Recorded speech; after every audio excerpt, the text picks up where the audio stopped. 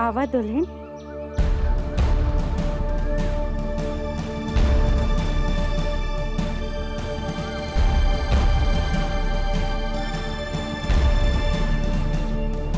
जल्दी जल्दी करा इमरती। ऐसा करा, तू जाए के सबसे पहले पानी देखिया, हम खीर लेके आवत है। जैसे ही ठाकुर साहिब भीतर आई हन, हम जाए के उनकरा खीर दे। बस बस दुल्हन, एजा रुका। सुमन, खड़ा काहे बाड़ू? अरे आरती की थरिया भीतर से ले आवा। अरे जल्दी करा इमरती, वो लोग आ गए हन।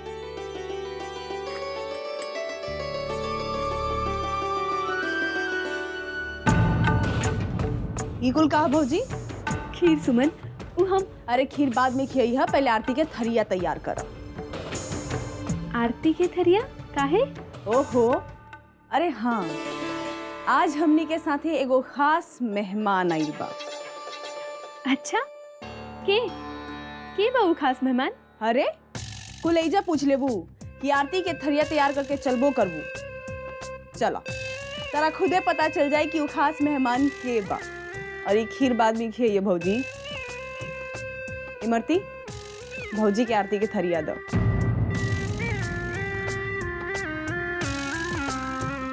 जल्दी करा इमरती। दा।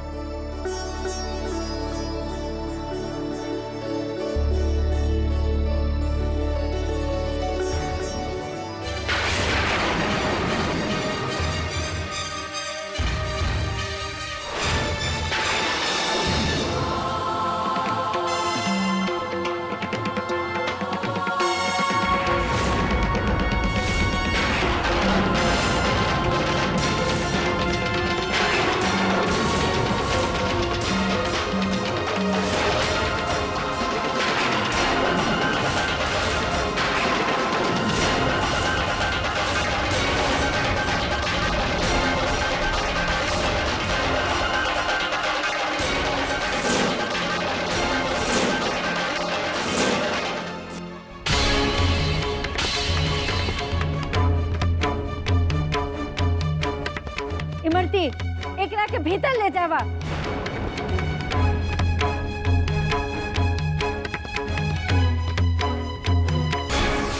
बड़की माई, माई इके बड़ी। अरे वो का बात बा दुल्हन? ये एगो नया नौकरानी बिया, एजा नया नया काम शुरू कर ले बिया।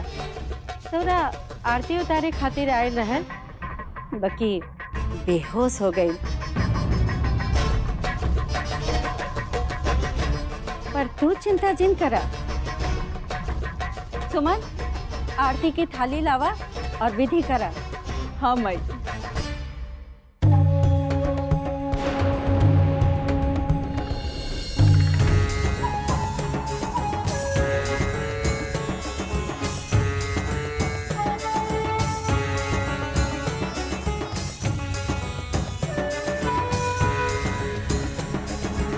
चला नहीं की दुल्हन, अपन दाहिना गोड़ आगे बढ़ावा।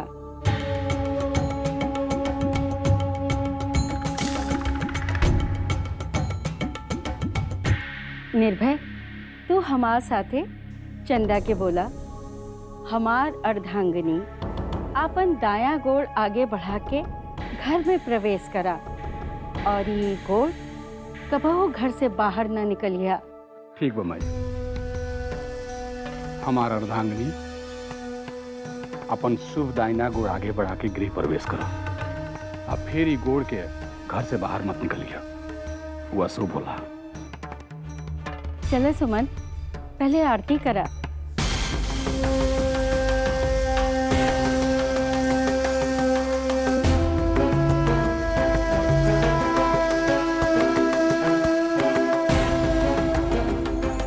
अब कुमकुम पर गोड़ धरा।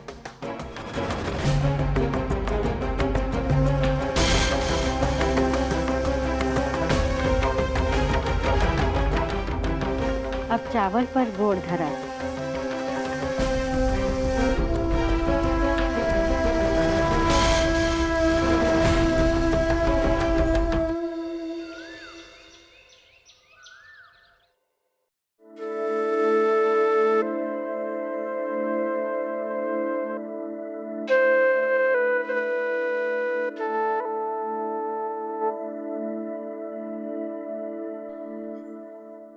तू तो एकदम माई जैसन बानो दीदी। हम तो हर धन्यवाद कैसे करी। धत पगली, माई के क्यों धन्यवाद कहने का? हाँ सोचे। इंदिया रानी आए जा, परियन के लिए आई जा। निंदिया रानी आई जा, सितारन के बोलाई जा। अरे अरे हमार हंसे खेले वाली बेटी आज बुझल बुझल का बिया है? बाबूजी, हाँ बेटा। हमरा दीदी के चिंता हो रहल बा। पता नहीं दीदी वो सब चीज कैसे संभाली। हमने का सोचे रहनी और का हो गई। हाँ बेटा, भगवान कुछ और सोच ले रहा हमने खातिर हैं। अब उनकर लीला अपरंपार बा, उनकर माया कोई ना जानेला। हमने खाली उनकर आदेश के पालन करेके बा। अब देखना, चंदा के हाथ में मेहंदी लागल माधो के और बियाह हो गए निर्भय बाबू से हैं? ठीक है, दीदी के हथेली पे एक कौन अक्षर बना दिले बानू? अरे बहनी, ई दूल्हे राजा के नाम के पहिल का अक्षर बानू। वो हम जाने ली, बाकी ई सही अक्षर ना बा। माधव के मानू होखी, माँ अक्षर बनावा हथेली पर।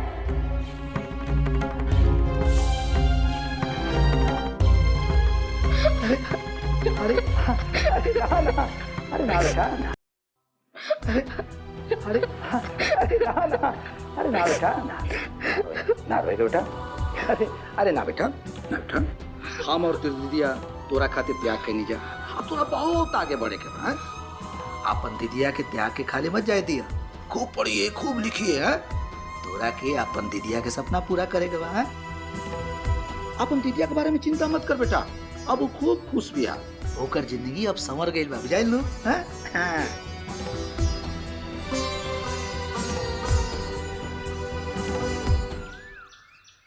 ए भैया, अब चाहे कुछ हो जाए, बाकी हम अपन नेक लेके रहेम त लेके रहेम बस। हाँ हाँ, ले लिहा ले लिहा, लेकिन पहले सब रस्म के तो पूरा कर ला। ना ना, हम ननद हई और जब तक हमरा नेक ना मिली हम रस्म ना होके दे। ई लड़की भी ना, तू तो अभियो ऐसे नहीं बर्ताव करत बाड़ू जैसे निर्भय और आशा के ब्याह।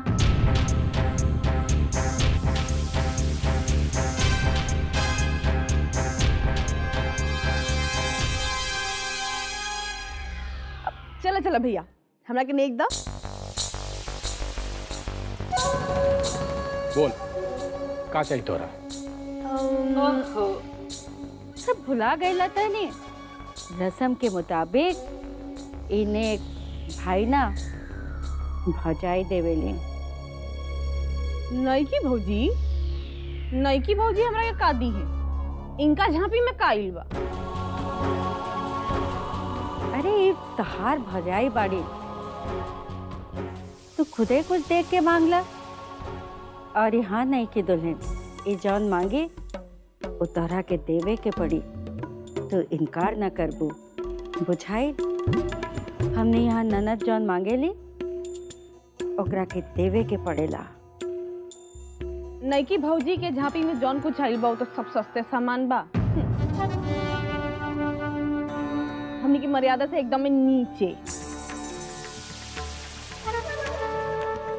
मगर फिर भी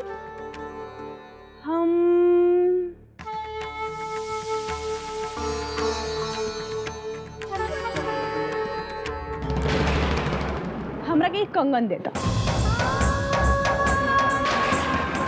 हमरा ये निमन लागता। बाकी तोरा माई के कुछ गहना बा जो नु तोहनी खातिर रखले रहले। ये लेके अपना ससुराल जिए बेटा। ये तोरा माई के अंतिम निशानी और तोर याद बा ओकरा खातिर बेटा। जी दीदी, ये हमार माई के है। रवा कुछ और ही मांग ली। देख लू मई केंगन अगर आता रही नहीं खे देवे का तो मत दो। हम बिना नेगे के जी ले, कौन भड़कल जाता नहीं।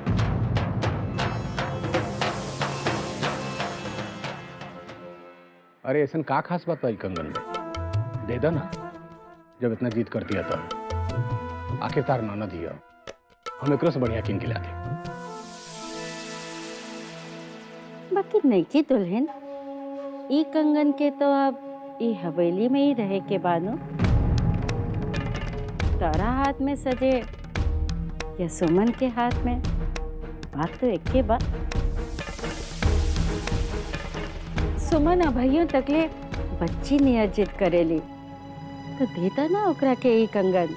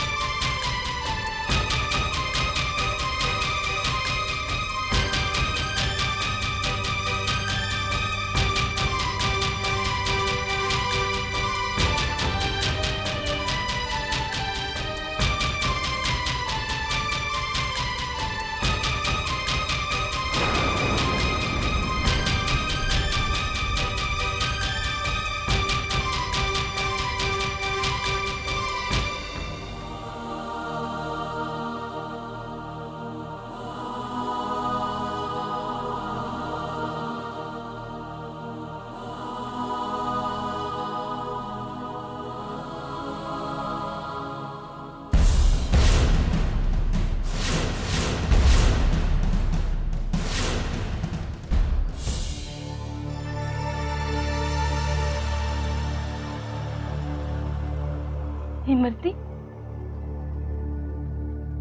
का हो रहा भाईजा? हम कोनो बुरा सपना तो ना देखत रहनी नु। ठाकुराइन, रउआ के तनी आराम करे के चाहिए। बात करे खातिर हमने लगी बहुत समय बा। ना इमरती, तू बतावा ना हमरा के का हो रहा भाईजा? ठाकुर साहिब और ये अम्मा जी केहू के ब्याह में जो शहर गए रहने वहां से आ गई ने।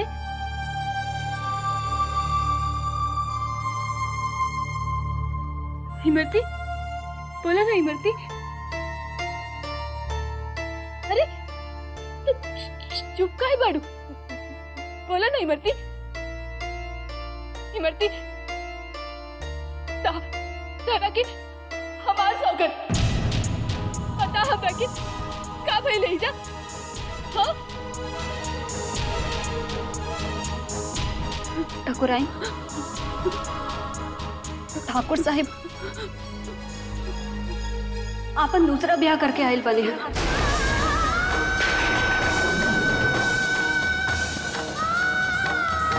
वो दूसरा ठाकुराइन लाइने हा। नहीं मरती, ये ना हो सकेला। तू झूठ बोले पड़ू, ये ना हो सकेला इमरती, ये ना हो सकेला। तू झूठ बोले पड़ू।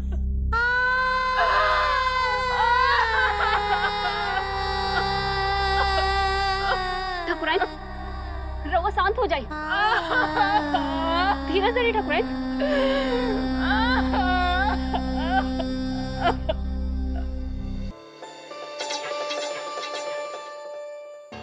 नईकी भौजी, माई तरह की तिल तरह हाथ में दी है और ये तिल तू अपना दोनों हाथ में धरी है, ठीक बा?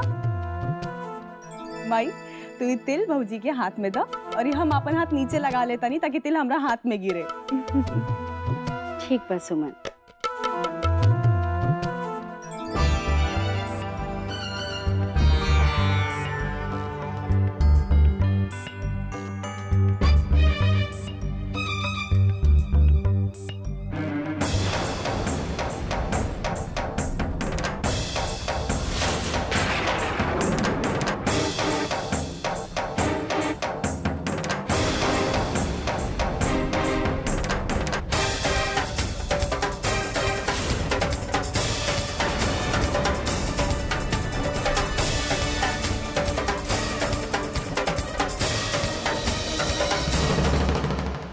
की भौजी पगला गई बड़ू का?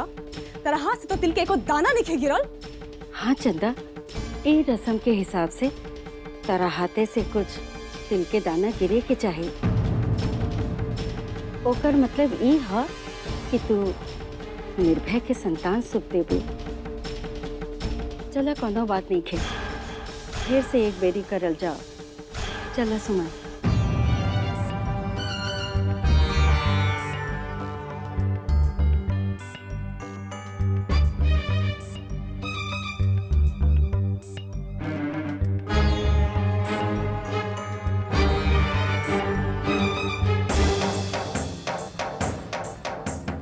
हे भगवान, चंदा के हाथ से खूब ढेर तेल गिरे।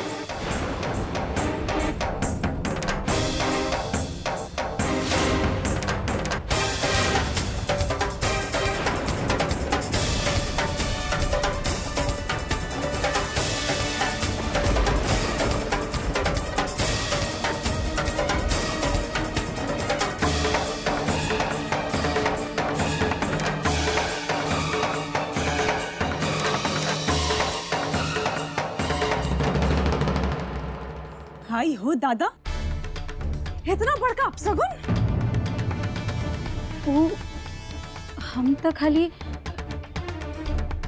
रुआ लोग जैसन कहनी हम वैसने का वैसने वैसने करा तारू? हाँ चला कोनो बात नहीं खे। हमरा के लागत है नहीं की दुल्हन कि तू थक गई बाड़ू, तू जाके आराम करा।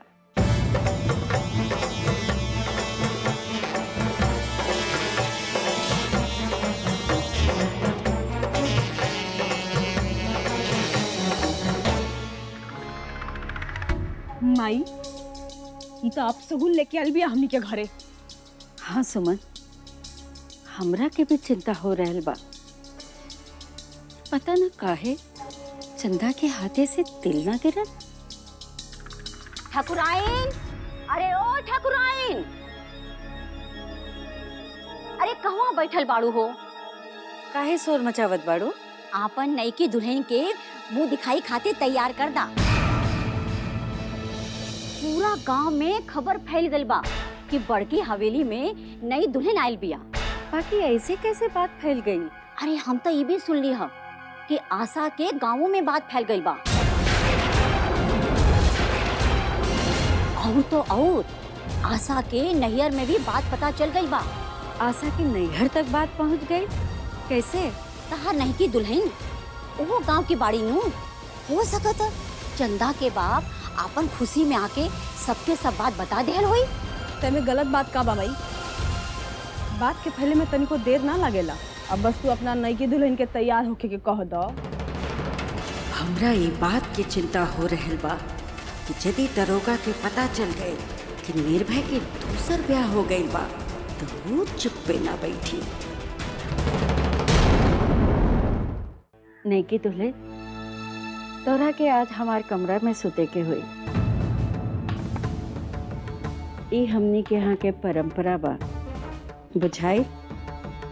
काले तहार नैहर में पग फेरा के बाद तहनी के कुल देवी के मंदिर में जाए के हुई। ऐसन का देखा तारू? परंपरा ना बुझलू का?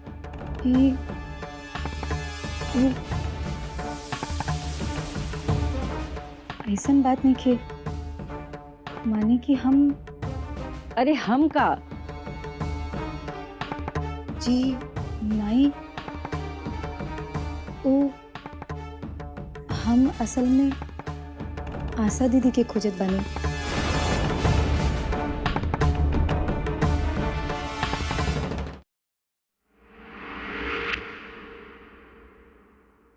पति, तू तो बड़ा छुपे रुस्तम निकल लो।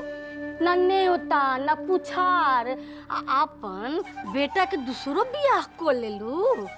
अरे वो ऐसन बात रहल के। अरे वो तो तब न जाने लगनी जा जब गांव के सब लोग बतियावे लागल। आ ना त ठकुराइन त आपन दुल्हन के हवेलिया में छुपा के रखले रहती। चाची जी, ये हमनी के घरेलू मामला, ऐसे हमनी के सोची सकी टीवी पे न्यूज ना दियल जाओ। लोग अपन मुंह लेके खुदे आज लोग आई देखे, अपना घर में कोनो कान खिया गेले न मुंह उठा के। अब भौजी कहीं भागल थोड़े जाता रही।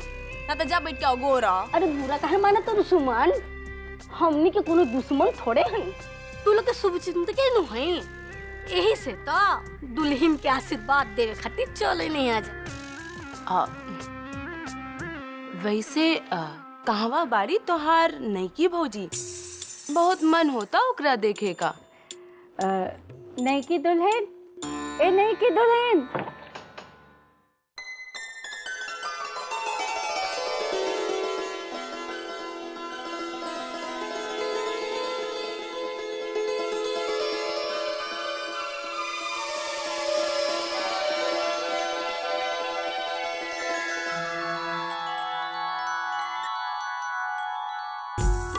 देखा दुल्हन, ये सब कुल खाली रस्म होके इनकर गोड़ छुई के चल जाइए।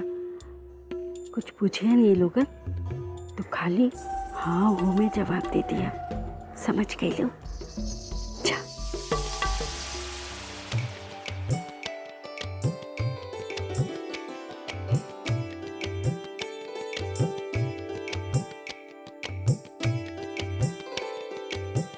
बहुत अच्छा ठकुराइन, तो हाँ दुल्हन तो सर्वगुण संपन्न बाड़ी। नजर न लग जाए एकरा के।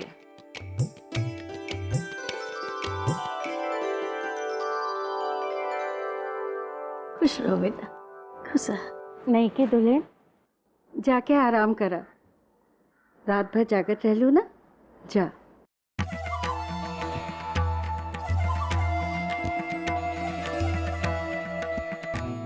एक बात बतावा ठकुराइन, वैसे तो हमने के मानिला कि नईकी दुल्हन सर्वगुण संपन्न बाड़ी, तब हूँ निर्भय के पहिल की मेहरारू के होते हुए दूसर की मेहरारू कैसे लिए लू लोग? तनी से मतलब हमनी के कुछ करी सा?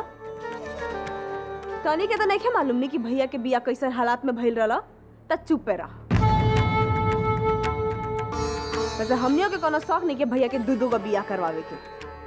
अरे सुमन के कहे का मतलब ये बा कि हमनियों न चाहत रहनी कि ब्याह होके, बाकी का बताई बहन कि ऐसा हालाते बन गई कि ओकरा के दोबारा याद कह के तो मन घबरा चला। कोनो बात नहीं ठकुराइन, रहे दा, हमनियों के बुझीला कोनो मजबूरी रहल हुई। इतना बड़ कदम कोनो मजबूरियों में केहू उठा सकेला नो। तनी सोचा आशा पर का बीतल हुई। हाँ, अपने आंगना में अपने सौतन के देख के वो तो जियते जी मर गई हुई। बेचारी आशा। ओकरा नैहर पर भला बतावा कैसन हाहाकार मचल हुई।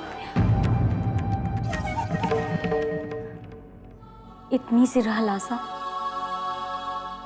क्या हमरा से पूछत रहे, अम्मा हमार पति के होई, हमरा के कैसन दुल्हा मिली? तो हम मजाक में कहत रहे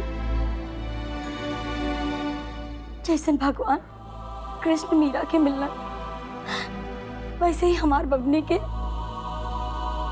श्री राम जैसन वर मिलियन। हमार बेटी के पति तो मिलन, बाकी राम जैसन ना। धन धान से भरल ससुराल तो मिलन, पर अयोध्या ना।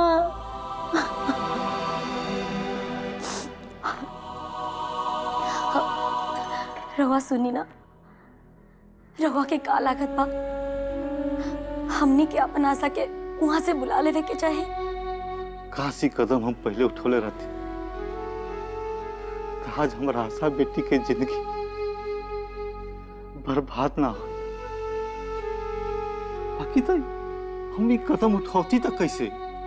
हमने के आदर्श संस्कार तो ये कहला कि बेटी एक बार जब मायके से ससुराल चल गई तो फिर हो जा सो कर अर्थी उठल। हम कैसे ना भागा बाप जी अपना बेटी के सुख। अरे भागी था आशा के चल जबला के बाद भी ओकर भाग थोड़े न बदल जाई। दरोगा, अरे कहाँ जात बड़ा? अरे रुका, कुछ पूछा था नहीं। बाबूजी रहुआ हमारा रास्ता से हट जाइए। तोरा बतावे के पड़ी तू कहाँ जाता लो?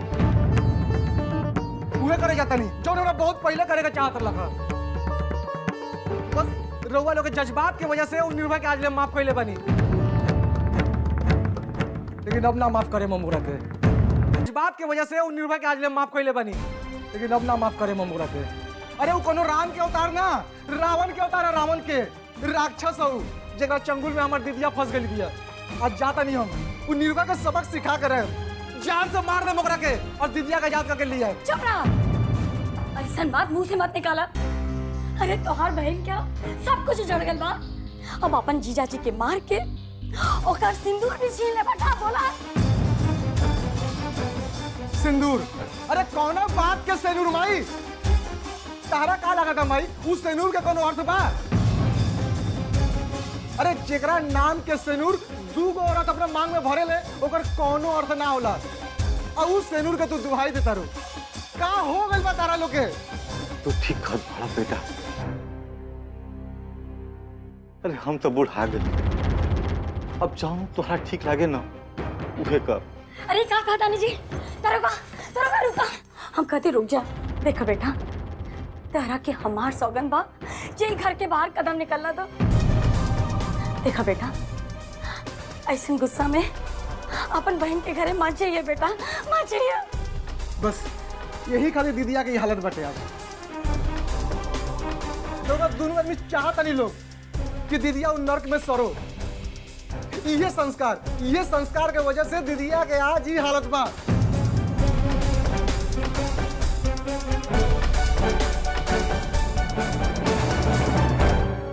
हे राम जी, ये का होत बा हमरा साथे?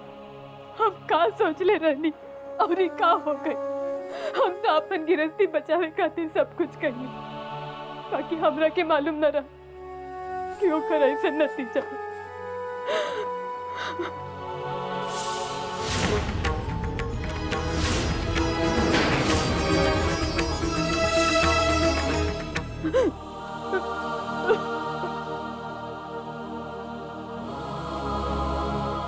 राम जी, तू तो कबो गलत न हो सकेला, कबो ना।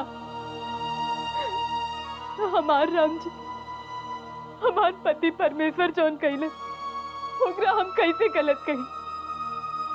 का एकरा में हमार कोनो गलती बा कि हमार भगवान हमार सौतन ले आई ने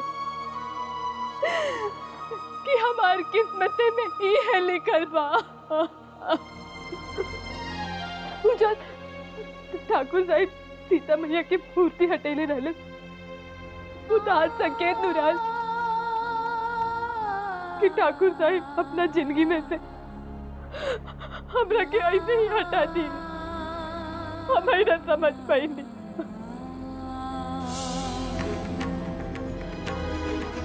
वो हैली हमार सेनूरदान।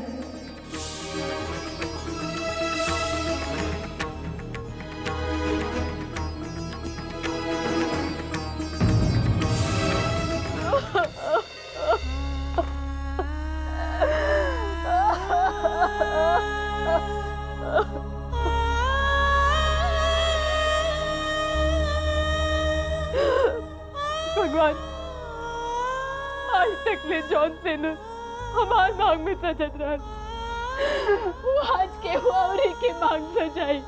कहूँ लइकिया के मालूम न रहा कि ठाकुर साहिब ब्याता बाड़न, हम उनकर पत्नी है।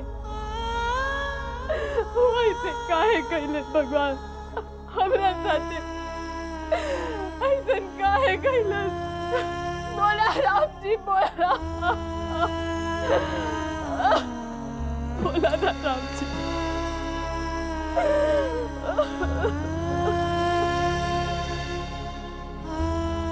आ गई लो दुल्हन, चला भीतर चला। बड़ गुणवान बाड़ू ना, ऐसे तोहार ननदिया कब से आस लगा के बैठल बिया कि कबले ओकर भौजी आई और ओकर खातिर गरम गरम समोसा बनाई।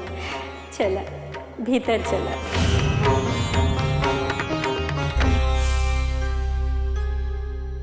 बस पंडित जी, अब हमने के और कुछ नहीं खे जाने के। अब बस वही बता दी कि भौजी के बेटे नु होई। ग्रह नक्षत्र अब यह संकेत देत बाड़न कि इनकरा के बेटे हो। सुन ले लू भौजी।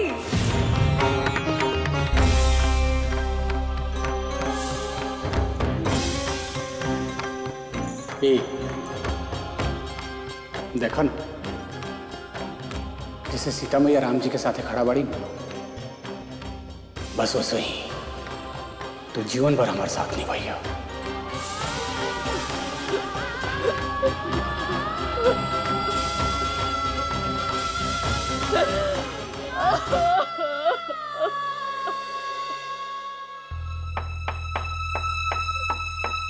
बाप रे बाप।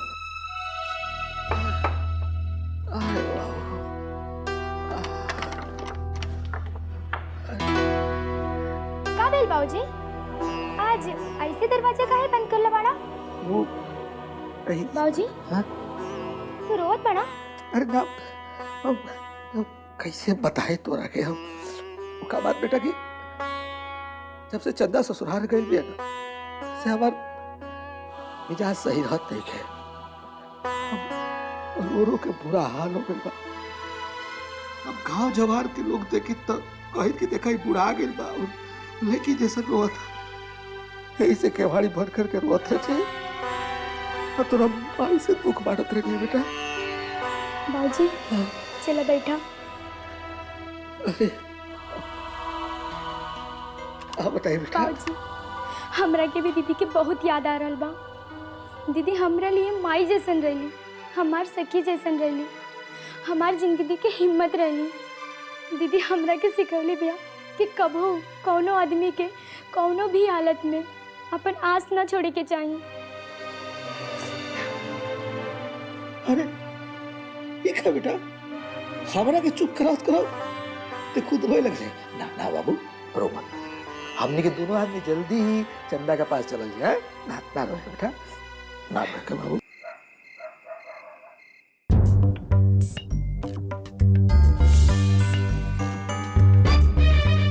कितना सुंदर गहना बाई।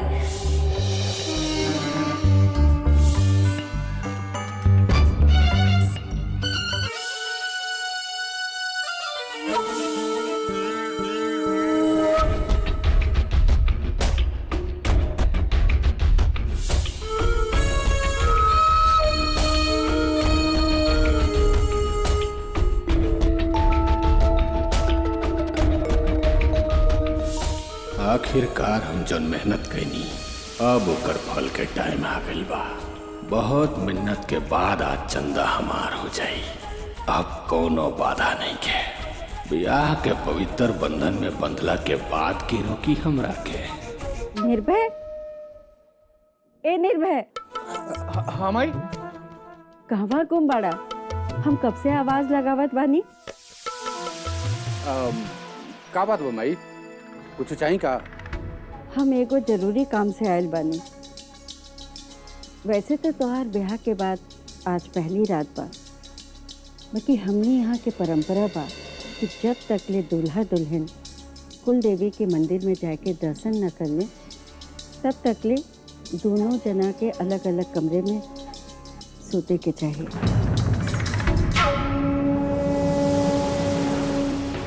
बाकी माई ई सब के का जरूरत बा? जब हम आशा से ब्याह के रहनी तब तो तू ई सब कुल ना कले रहलू। और फिर आशा के ब्याह के समय हमनी के कुलदेवी के मंदिर तो नागर नहीं सब, फिर का है?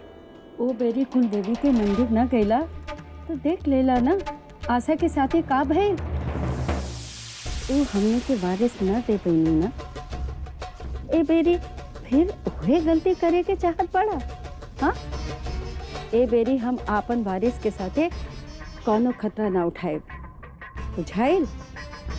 और कान खोल के सुन ला, जब तक ले तू दोनों जना कुलदेवी के दर्शन न कर लेबा तब तक ले तू दोनों जना के अलग अलग कमरा में रहे के होई, बुझाइल? का चाहत बाड़ा? आपन ई ब्याह अब सगुन से शुरू करे के चाहत बाड़ा? काले जाए के कुलदेवी के दर्शन कर लिहा। बाकी माई हम नईकी भौजी के ले आई नहीं।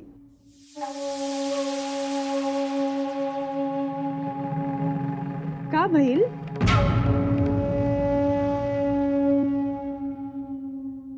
नईकी दुल्हे, तोरा के आज हमार कमरा में सुते के हुई।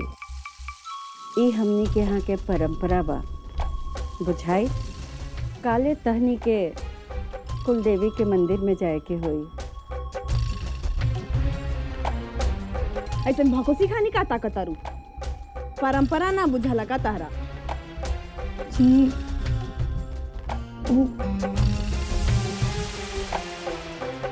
ऐसा बात नहीं खे, मानी कि हम।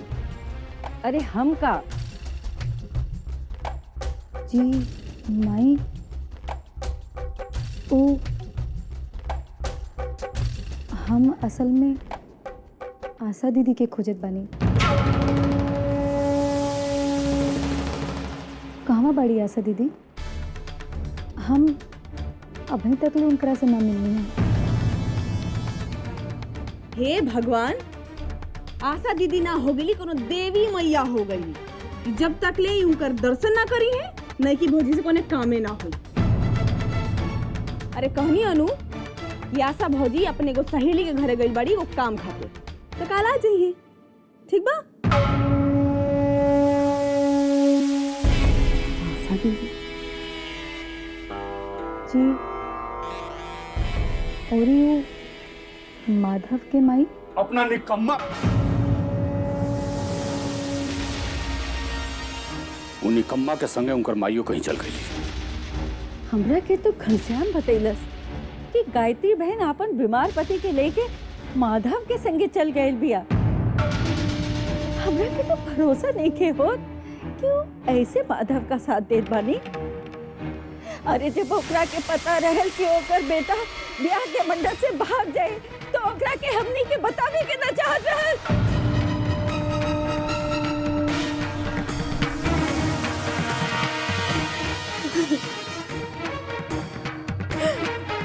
ओकरा के बताए के ना चाहत रहल कि माधव भाग जाए। कितना बड़ बेइज्जती हो गई हमनी के। माई मत रो, माई मत रो। वो तो नईकी भौजी के किस्मत अच्छा रहल कि माधव जैसन आदमी से पीछा छूट गई, और हमनी जैसन सब इंसान इनका के मिल गई। निशा हनु नईकी भौजी।